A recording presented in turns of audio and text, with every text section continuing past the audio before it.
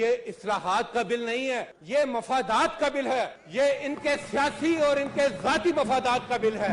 अशराफिया चाहे तो उनके लिए पानी पर भी रास्ता बन जाता है और अवाम उस पानी में इस तरह डूबते हैं कि उनकी लाश भी उबर कर सतह तक नहीं आती। ये हालत है इस मुल्क की और ये है वो कानून और आइन जिसको उन्होंने मोम की नाक बनाया हुआ है। होश के नाखून लें, कानून के साथ चले और आइन के साथ खिलवाड़ मत करें। हम तराजू के पलड़े बराबर करने चले हैं। इस कानून के तहत ये तराजू के पलड़े बराबर नहीं कर रहे, बल्कि ये तराजू को घर ले जाने के चक्कर में है। अपनी मर्जी की अदलिया, अपनी मर्जी के जज, अपनी मर्जी के फैसले, ताकि इनको कोई पूछने वाले ना हो, ताकि इस मुल्क में इंसाफ नाम की कोई चीज ना रहे। अभी आपने देखा कि अवाम का नाम लेकर, कानून का नाम लेकर और ये साबित करने की कोशिश की गई, ये साबित करने की कोशिश की गई कि ये नहायत नेक नीति के साथ शायद कोई इस्लाहात का बिल है। चेयरमैन साहब, मैं साफ बात करूंगा। Order please. और बैरामन साहब प्लीज, बहुत अहम है, आप लोग सारे सुन लें, मेरी गुजारिश है, प्लीज सुने। अब ये कौम को बेवकूफ बनाने की रविश खत्म करें। सादी सी बात यह है सर कि ये इस्लाहात का बिल नहीं है, ये मफादात का बिल है। ये इनके सियासी और इनके जाती मफादात का बिल है। किया इन्होंने ये है कि अपने मफादात को रखा है बीच में और इसके गिर्द एक इस्लाहात का कवर चढ़ाकर इसको खुशनुमा बनाने की कोशिश की।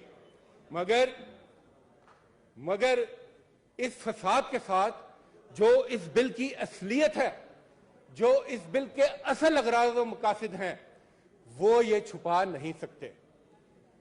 चेयरमैन साहब, यहां पर अफसोस की बात यह है, इस मुल्क में इक्तदार पर भी अशराफिया काबिज है। उनके लिए आइन में भी सरफ नजर हो जाता है और उनके लिए कानून भी बन जाते हैं। और अगर अशराफिया चाहे तो उनके लिए पानी पर भी रास्ता बन जाता है और अवाम उस पानी में इस तरह डूबते हैं कि उनकी लाश भी उबर कर सतह तक नहीं आती। ये हालत है इस मुल्क की और ये है वो कानून और आइन जिसको उन्होंने मोम की नाक बनाया हुआ है। जहां पर दिल गाता है उधर मोड़ते हैं और अपना मकसद निकाल लेते हैं। ये 100% पर्सनल स्पेसिफिक कानून लेकर आ रहे हैं, 100%, और इसके जरिए ये अपने जाती और सियासी मफादात हासिल करना चाहते हैं। किस तरह? और ये नई बात नहीं है जो इस पार्लियामेंट के साथ ये कर रहे हैं, ये इस पार्लियामेंट के साथ पहले भी करते रहे हैं। यहां नैब लॉज भी इसी तरह आए थे जिसको हम NRO 2 कहते हैं। यहां पर ईवीएम को भी इसी तरह इन्होंने रोन दिया था। बैरून मुल्क जो हमारे सिटीजन रहे, पाकिस्तानी हैं, उनके वोट के राइट को भी इसी तरह रोन दिया था। और आज एक और असॉल्ट ये करने जा रहे हैं इस हाउस के ऊपर, एक और बुलडोजर फैलने जा रहे हैं, सिर्फ और सिर्फ नाम अवाम का, काम अपना। और यह है इस बिल की हकीकत और यह है असल चीज। जनाब चेयरमैन, देखें पिछले चंद दिनों से यहां पर क्या इन्होंने माहौल बनाया हुआ। असल मसला इस वक्त सिर्फ एक है, वो ये है कि आइन ने पाबंद किया हुआ है कि 90 दिन के अंदर आपको इलेक्शन कराना है और आपके पास कुछ नहीं है कि आप अवाम का सामना कर सकें। आपका हर फेल, आपका हर कदम, आपकी हर लेजिस्लेशन सिर्फ और सिर्फ एक चीज के गिर्द घूमती है कि किस तरीके से इलेक्शन से फरार हासिल किया जाए, और उसके लिए अब आप अदलिया पर वार करने जा रहे हैं। चेयरमैन साहब, इनको आज जल्दी क्यों है? कल क्यों लेकर आए थे ये आनन फानन? तरावी के दौरान भी इजलास चलता रहा, उस दौरान कैबिनेट का इजलास भी हुआ, ऐसे जैसे कि शायद कोई उस्ताद आ पड़ी है, आनन फानन।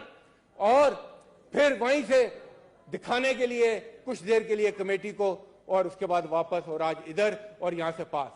क्यों? कि इसलिए कि इनका जो असल मफाद है उसके लिए टाइमिंग इंपॉर्टेंट है, बिल इंपॉर्टेंट नहीं है। उसके लिए आज का दिन इंपॉर्टेंट है, क्योंकि आज के दिन सुप्रीम कोर्ट ऑफ पाकिस्तान में पाकिस्तान के मुस्तकबिल का फैसला होने जा रहा है। यह फैसला होने जा रहा है कि पाकिस्तान क्या आइन के मुताबिक चलेगा या इसको सरजमीन बेआइन बना दिया जाएगा। चेयरमैन साहब, कुछ फैसले कुछ दिन कौमों की तकदीर के लिए बहुत अहम होते हैं। ये समझते हैं कि शायद 90 दिन से आगे चले जाएंगे तो हमारी सियासी हंडिया चढ़ जाएगी। मत भूलें, इसी पाकिस्तान की तारीख को याद रखें। ये 90 दिन 5 साल भी बन जाया करते हैं, ये 90 दिन 9 साल और 11 साल भी बन जाया करते हैं। इसलिए होश के नाखून लें, कानून के साथ चले और आइन के साथ खिलवाड़ मत करें। जनाब चेयरमैन, और तावील क्या देते हैं, कहते हैं कि हम तराजू के पलड़े बराबर करने चले हैं। इस कानून के तहत ये तराजू के पलड़े बराबर नहीं कर रहे, बल्कि ये तराजू को घर ले जाने के चक्कर में है। अपनी मर्जी की अदलिया, अपनी मर्जी के जज, अपनी मर्जी के फैसले, ताकि इनको कोई पूछने वाले ना हो, ताकि इस मुल्क में इंसाफ नाम की कोई चीज ना रहे।